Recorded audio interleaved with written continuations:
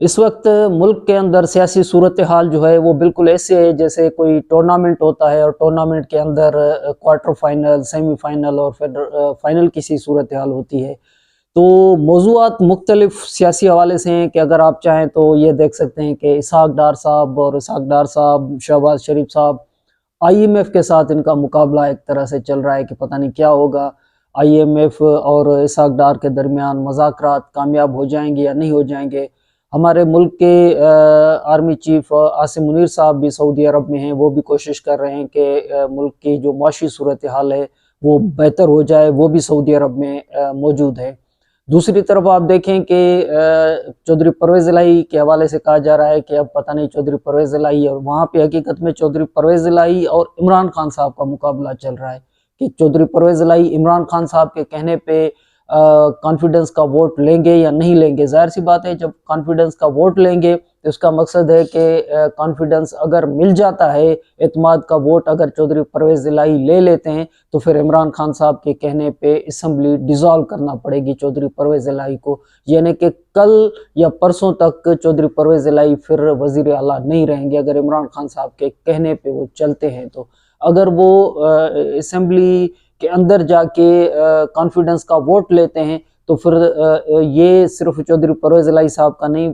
P T I کا بھی امتحان ہو جائے گا کہ جو ممبران ہیں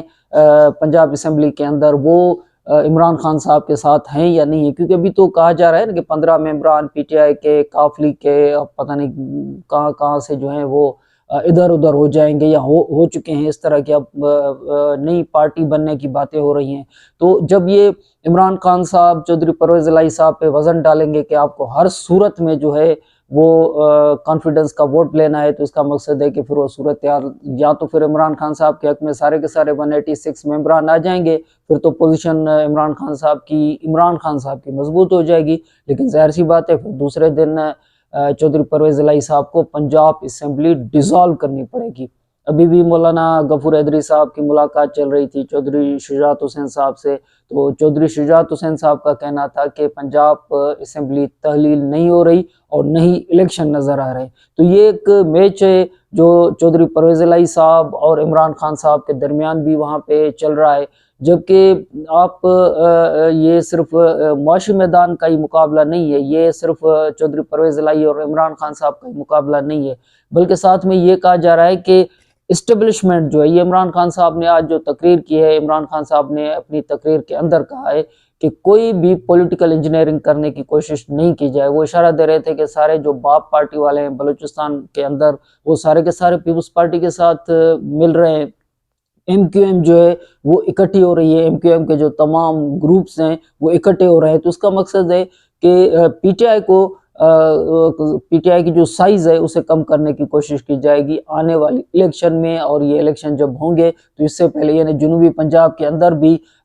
پیپلز پارٹی کے ساتھ لوگ مل رہے ہیں، پنجاب کے اندر جو ہے مسلم لیگ نون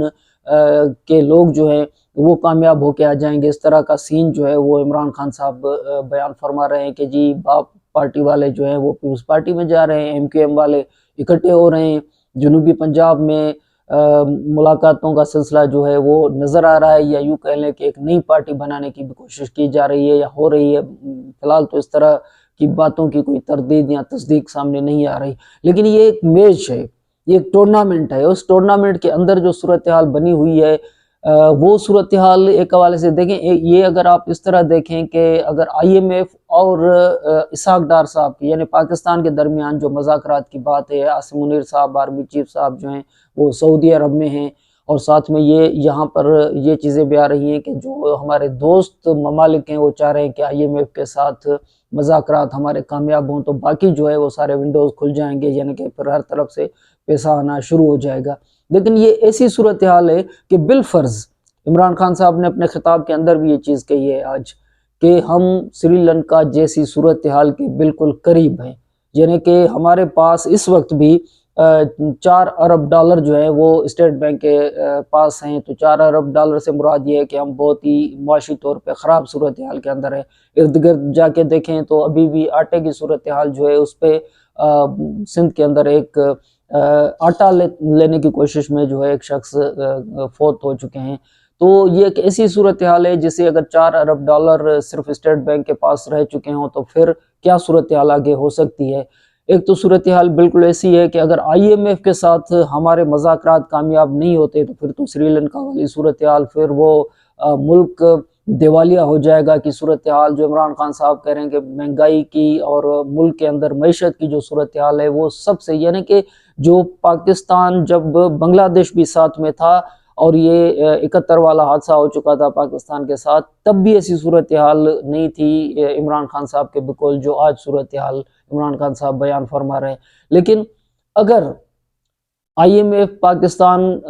کے ساتھ مذاکرات کامیاب ہو جاتے ہیں، یعنی کہ پروگرام منظور ہو جاتا ہے اور پھر پاکستان کو پیسے مل جاتے ہیں، اور اس کے بعد ویسے بھی اگر یہ اسحاق ڈار صاحب مذاکرات میں لگے ہوئے ہیں اور کامیاب ہو گئے تو ظاہر سی بات ہے کہ پھر یہ سب کی، یعنی آپ کی بھی ہماری بھی یہ خواہش ہوگی کہ یہ پاکستان جو ہے آئی ایم ایف سے پروگرام لے لے اور کامیاب ہو جائے، خوشی کی بات ہوگی۔ اور ساتھ میں اسحاق ڈار صاحب جو ہیں وہ بھی پاکستان میں آ کر ابھی بھی موجود ہیں، لیکن شہباز شریف صاحب جنیوا میں ہیں، عاصم منیر صاحب آرمی چیف جو ہیں پاکستان کے وہ سعودی عرب میں ہیں۔ تو پاکستان کے اندر یہ ایک مبارکباد کی صورتحال ہوگی، اور بالکل جیسے ہی آئی ایم ایف کے ساتھ ہمارا پروگرام کامیاب ہو جائے گا تو مبارک، ہر طرف سے آپ کو مبارکباد دی جائے گی کہ جی دیکھیں آئی ایم ایف کے ساتھ ہمارا پروگرام کامیاب ہو گیا۔ لیکن جو کہ ہم چاہ رہے ہیں کہ ہو، اور اسی کی صورت میں پاکستان جو ہے وہ معاشی بحران سے، یا جو ایک دیوالیہ کسی صورتحال یا سری لنکا کسی صورتحال جو ہے وہ اس سے نکل آئے۔ ایک ہی صورت ہے کہ آئی ایم ایف پاکستان کو وہ پروگرام دے دے، لیکن جب یہ اسحاق ڈار صاحب خوشخبری سنائیں گے تو اس کا مقصد دوسرا یہ بھی ہوگا کہ پھر آئی ایم ایف کی تمام شرائط جو ہیں وہ تسلیم کرنی پڑے گی، یعنی کہ پھر بجلی کی مہنگائی اور باقی، یعنی بجلی کے بلوں کے اندر جو اضافہ اور باقی جو آئی ایم ایف کے شرائط ہیں وہ بھی لاگو کرنا پڑے گی۔ تو یہ ایک ایسی صورتحال ہوگی کہ ملک کے اندر مہنگائی کی صورتحال آپ کو نظر آئے گی، لیکن ساتھ میں پھر اسحاق ڈار کی یہ صورت میں آپ کو مبارکباد بھی ملے گی کہ دیکھیں آئی ایم ایف کے ساتھ پروگرام ہو چکا، اور آئی ایم ایف کے ساتھ پروگرام کے نتیجے میں جو ہے اب ملک جو ہے وہ معاشی بحران سے نکل چکا ہے۔ لیکن ظاہر سی بات ہے عوام کے اوپر جو ہے وہ ایک معاشی بحران یا معاشی پریشر تو آئے گا جب آپ کو بجلی کے بل یا باقی بل جو ہیں وہ، یا یوں کہہ لیں کہ بہت سارے اور جو اخراجات ہیں ان میں اضافہ ہوگا۔ لیکن ساتھ میں یہ بھی کہا جا رہا ہے کہ آئی ایم ایف، یعنی آئی ایم ایف دیکھیں نا، آئی ایم ایف اگر کوئی گارنٹی لے گا یا آئی ایم ایف جو ہے وہ پروگرام منظور کرے گا تو وہ ایسے تو نہیں کہے گا کہ شہباز شریف صاحب آپ تو 4 ماہ کے بعد، آپ کی تو الیکشن کے بعد پتہ نہیں کہ آپ وزیر اعظم ہو یا نہ ہو، یا 4 ماہ کے حکومت ہے آپ کی 4 ماہ کی، اور اگست کے بعد یا اکتوبر کے بعد تو آپ خود کہہ رہے ہیں، تو پھر اتنا بڑا پروگرام، اور وہ بھی 9th اور 10th یعنی آنے والا پروگرام جو ہے اس پہ بھی بات ہو رہی ہے کہ ہو سکتا ہے کہ دونوں پروگرام آئی ایم ایف ایک ساتھ ہی ڈسکس کرے، تو پھر یعنی کہ ایسی حکومت جو اگست میں ختم ہو رہی ہے، آئی ایم ایف ایسی حکومت کے ساتھ 2 پروگرام کیسے ڈسکس کر سکتا ہے؟ تو ایسی صورتحال بھی جس کی بنیاد پہ کہا جا رہا ہے کہ ایک تو افورڈ نہیں کر پائیں گے ہم الیکشن، کہ ہمارے پاس اتنے پیسے نہیں ہیں کہ ہم ایک اور الیکشن کروا سکیں، یا ایسی بحرانی کیفیت کے اندر ہم الیکشن کی طرف بھی جائیں۔ تو اس کا مقصد ہے کہ آئی ایم ایف یا ملک کے اندر معاشی استحکام دینے کے لیے اکتوبر سے بھی آگے، یعنی 1 سال جو ہے یہی شہباز شریف صاحب جو ہیں وزیر اعظم رہیں، اور پھر الیکشن تب ہوں جب معاشی صورتحال جو ہے ہماری بہتر ہو جائے۔ اور یہ معاشی ایمرجنسی کی بھی بات ہو رہی ہے، اور بہت ساری مختلف، عمران خان نے خود بھی کہا تھا کہ مجھے تو الیکشن جو ہے وہ اپریل تک نظر نہیں آ رہے، اور بہت سارے جو سیاسی تجربہ رکھنے والے سینئر سیاستدان ہیں وہ بھی سمجھ رہے ہیں کہ اگست کے آگے یہ الیکشن، یعنی اکتوبر سے آگے جب اگست میں اسمبلی تحلیل ہو جائے گی یا وقت پورا ہو جائے گا تو پھر 3 ماہ کے بعد الیکشن، تو یہ اکتوبر اور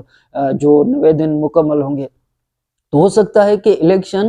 نظر ہی نہ آتے ہوں بہت سارے اپوزیشن کے رہنماؤں کو، عمران خان سمیت۔ تو ایک ایسی صورتحال ہے کہ بہت سارے ایونیو جو ہیں، بہت سارے دروازے جو ہیں وہ کھلے ہوئے ہیں، وہاں سے خوشخبری بھی آ سکتی ہے، اور ساتھ میں یہ بھی ہو سکتا ہے کہ اگر خوشخبری، یعنی کہ جس طرح میں نے آئی ایم ایف کا مثال دیا کہ خوشخبری تو ہے کہ پروگرام منظور ہو گیا، لیکن اس سے مہنگائی کی جو صورتحال ہے وہ بھی پھر سامنے آئے گی، لیکن پھر دیکھیں گے کہ حکومت جو ہے وہ کس طرح عوام کو سنبھالنے کی کوشش کرتی ہے باقی مراحل میں یا باقی چیزوں میں۔ لیکن ایسی صورتحال ہے کہ جنوبی پنجاب کے اندر جو اب صورتحال پیدا ہو رہی ہے، یوسف رضا گیلانی صاحب کی صورت میں وہ کہہ رہے ہیں کہ جی وہاں پہ جو مختلف سیاستدان ہیں جن کا تعلق ماضی میں پی ٹی آئی کے ساتھ رہا ہے، وہاں ان کی ملاقاتیں چل رہی ہیں۔ ظاہر سی بات ہے اب الیکشن کی تیاری بھی ایک طرف سے چل رہی ہے نا، تو یہ جو صورتحال ہے کہ عمران خان صاحب نے کہا ہے کہ سیاسی انجینئرنگ بھی ہو رہی ہے، یعنی کہ ایک چیز یہ دیکھیں کہ عمران خان صاحب کا تمام چیزوں میں جو ہے وہ عمران خان صاحب کا ذکر موجود ہے، ہر طرح سے موجود ہے، یعنی کہ آئی ایم ایف کے ساتھ مذاکرات کا معاملہ ویسے حکومت کا اور آئی ایم ایف کے درمیان ہے، لیکن عمران خان صاحب کا ذکر وہاں پر بھی موجود ہے، یعنی کہ مراد علی شاہ صاحب کا وہاں پہ ایشو تو نہیں ہے نا، لیکن اگر چودھری پرویز الہی صاحب کا معاملہ آئے گا تو وہاں پر بھی آپ کو عمران خان صاحب کی صورت ملے گی۔ وہاں پر تو آپ کو ایسی صورتحال نہیں ہے نا کہ بلوچستان کا وزیر اعلیٰ وہاں تو نہیں ہے، لیکن آپ جتنے بھی مراحل دیکھیں گے کہ اگر آئی ایم ایف کے ساتھ معاہدہ تو وہ کہیں گے جی اس سے پہلے ہم نے عمران خان صاحب کے ساتھ معاہدہ کیا تھا، یا جیسے وہ کہتے ہیں کہ بارودی سرنگیں عمران خان صاحب لگا کے گئے ہیں، اسحاق ڈار صاحب جو کہہ رہے ہیں۔ اگر الیکشن یعنی فریش الیکشن کی جو بات ہے، جنرل الیکشن، وہاں پر بھی عمران خان صاحب کا مطالبہ ہے کہ جی فریش الیکشن ہو۔ عمران خان صاحب کا پرانی اسٹیبلشمنٹ کے ساتھ مسئلہ اور عمران خان صاحب نئی اسٹیبلشمنٹ سے کیا توقعات رکھتے ہیں، یہ بھی عمران خان صاحب کا ایشو ہے۔ چودھری پرویز الہی صاحب ہاں کہیں نہ کہیں وہاں پر بھی عمران خان صاحب کا معاملہ ہے، تو ہر طرف سے آپ دیکھیں گے کہ عمران خان صاحب کا مسئلہ ہے۔ الیکشن کمیشن کے اندر جائیں گے تو آپ کو عمران خان صاحب، اگر عمران خان صاحب نائل ہو جاتے ہیں یا عمران خان صاحب کی پارٹی جو چیئرمین شپ ہے وہ ختم ہو جاتی ہے تو پھر ظاہر سی بات ہے کہ شاہ محمود قریشی صاحب اور باقی جو ہے وہ لیڈ کریں گے، عمران خان صاحب الیکشن میں ایسا نہیں لے سکیں گے اگر کی بات کر رہے ہیں۔ تو ہر طرف سے یعنی کہ عمران خان صاحب یہ جو عوامی لانگ مارچ یا ابھی جو کہہ رہے ہیں کہ جی یہ ہم ایسے موڑ پہ کھڑے ہیں کہ تمام ادارے، جو خطاب کے اندر عمران خان صاحب کہہ رہے ہیں کہ تمام ادارے یہ نوٹ کر لیں کہ اس وقت ہماری پوزیشن جو ہے وہ سب سے زیادہ خطرناک ہے، اگر ہم نے اب بھی نہیں سنبھالا تو پھر سری لنکا جیسی صورتحال ہو جائے گی۔ فریش الیکشن کروا دیں کیونکہ سپورٹ سب سے زیادہ پی ٹی آئی کو ہے، تو اس کا مقصد ہے کہ وزیر اعظم یا آنے والی حکومت جو ہے ان کے خیال میں عمران خان صاحب کی ہو تو پھر ہی ملک سنبھل سکتا ہے۔ تو عمران خان صاحب چاہے لانگ مارچ کریں، چاہے وہ سیاسی طور پر جو سیاسی انقلاب کی بات کریں، بیلٹ باکس کے ذریعے جو انقلاب کی بات کریں، تو ہر طرف سے جتنے بھی پاکستان کے اندر اس وقت موضوع ہیں ڈسکس کرنے والے، وہاں پر عمران خان صاحب ہر موضوع کے اندر موجود ہیں، اور عمران خان صاحب کو ٹیکل کرنے کے لیے یعنی میڈیا کے اندر بھی جو آپ آئیں گے تو ایک طرف عمران خان ہے اور دوسری طرف باقی جو ہیں ان کو جواب دینے، یعنی وائٹ پیپر بھی اگر عمران خان صاحب جاری کرتے ہیں تو پھر ان کے جواب میں حکومت ان کو جواب دینے کے لیے اپنے تمام وزراء بٹھا دیتی ہے۔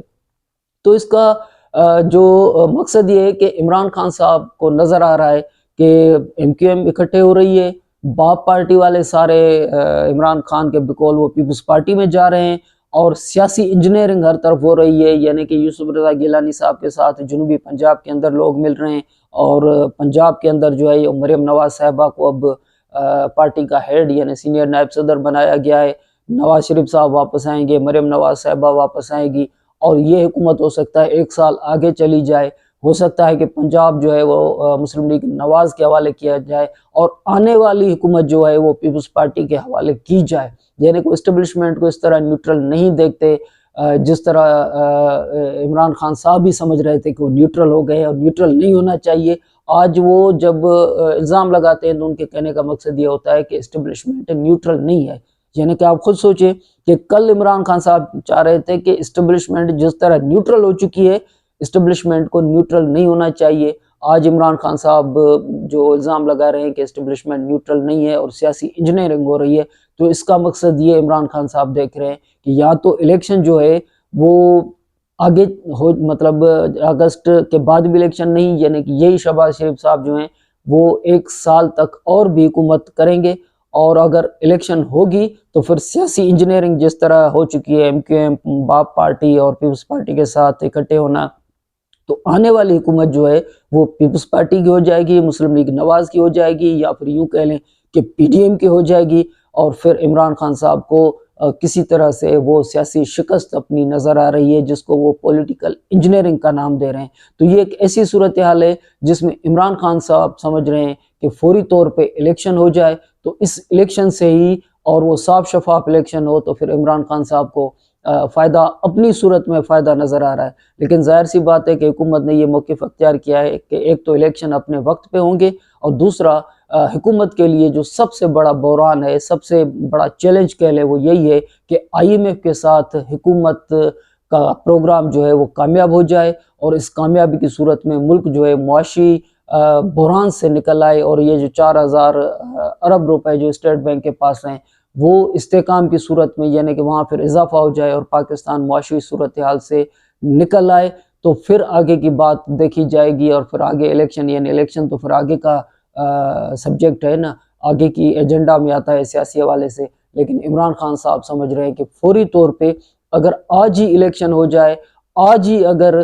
سب کچھ ہو جائے، تو پھر عمران خان صاحب کو جو صورتحال ہے وہ فیور کرے گی، نہیں تو پھر عمران خان صاحب کو نظر آ رہا ہے کہ پولیٹیکل انجینئرنگ ہو جائے گی، اور آنے والی حکومت عمران خان کو نہیں مل سکے گی۔